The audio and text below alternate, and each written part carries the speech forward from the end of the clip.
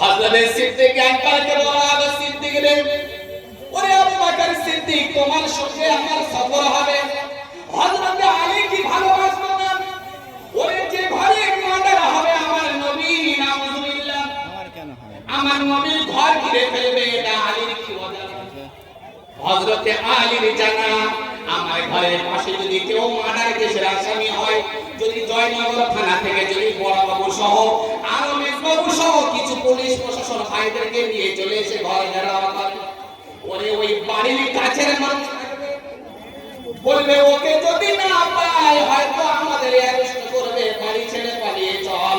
ওরে হযরত আলী জানে আমার নবীর ঘর ঘেরাও করবে, কিন্তু হযরত আলী জানে আমার নবীর অ্যারেস্ট করার পরে আমার নবী বলেছে, আমার নবী অ্যারেস্ট করার আগে আমার নবী বলেছে, আলী আমি ঘর ছেড়ে চলে যাব, ঘর খালি রেখে যাব না। ওরে আলী আমার জায়গায় তোমাকে শুতে হবে। হযরত আলী রাদিয়াল্লাহু তাআলা বিস্তারে শয়ন করবেন দয়ার নবী মুহাম্মদ রাসূলুল্লাহ। হযরত আলীর মাথায় হাত বুলিয়ে বলেছেন, আলী সকালবেলা উঠে গনিমতের মাল তুমি বন্টন করবে। আমার নবী বের হয়ে চলে যাচ্ছেন, বের হয়ে, ওরে আমার নবীর মুজিজা, আমার নবীর বরকত দেখেন মুসলমান। আমার নবী হাঁটতে হাঁটতে ক্লান্ত হয়ে গেছে, দেখলেন আমার নবীর সামনে একটা ছাগল পড়ে গেছে। ছাগল, ওরে যে ছাগলের গায়ে 2 কেজি তো দূরের কথা, 1 কেজি গোশত নাই, একদম ঘোড়া ছাগল, ঘোড়া ছাগল, ওরে গায়ে এক টুকরো গোশত নাই। সুবহানাল্লাহ। আমার নবী আবু বকরকে বললেন, আবু বকর ছাগলটা তাড়া দাও, ছাগল তাড়া দাও। ছাগলকে তাড়া দেওয়া হলো, ছাগল পাশের বাড়িতে প্রবেশ করলো।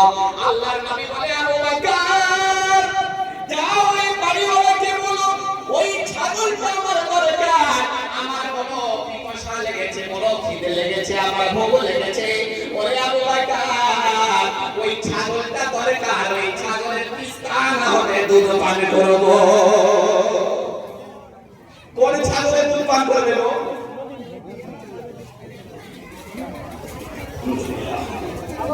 যে ছাগলের গায়ে একটুও গোশত নাই, একটুও গোশত নাই, হাঁটতে পারি না ভালো করে, আমার নবী বলছে ওই ছাগলের দুধ পান করবো। জেনে বলেন সুবহানাল্লাহ।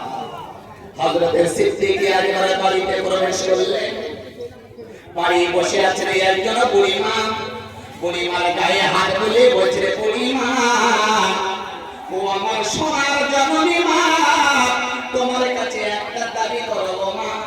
বলে কি হয়েছে বল বাবা? বলছে তোমার এই ছাগলটা দরকার, এই ছাগলের দুধ আমার নবী পান করবে। বুড়িমার মাথা খারাপ।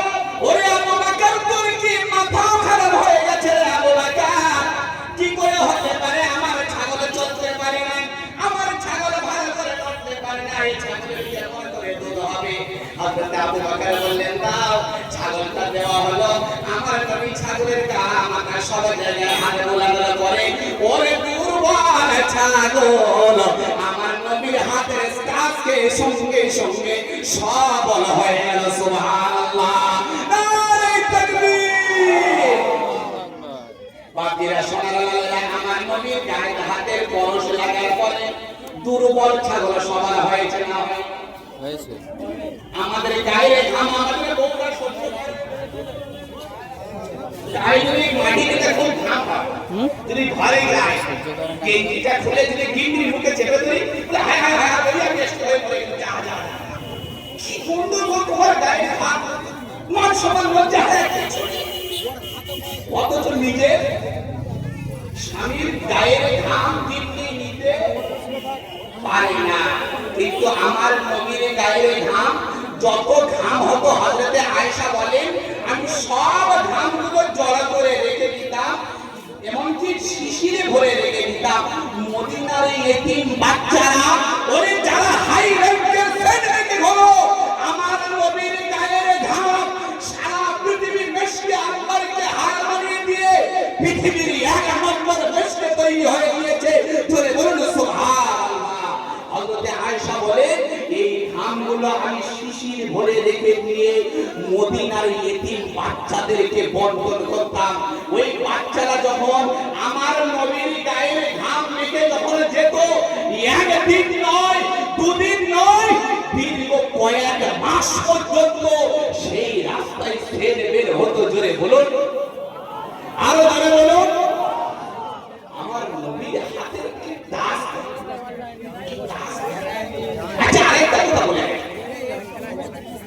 বিশ্বনবী সাল্লাল্লাহু আলাইহি সাল্লামের মুজিজা এতটা মারাত্মক মারাত্মক মুজিজা আছে।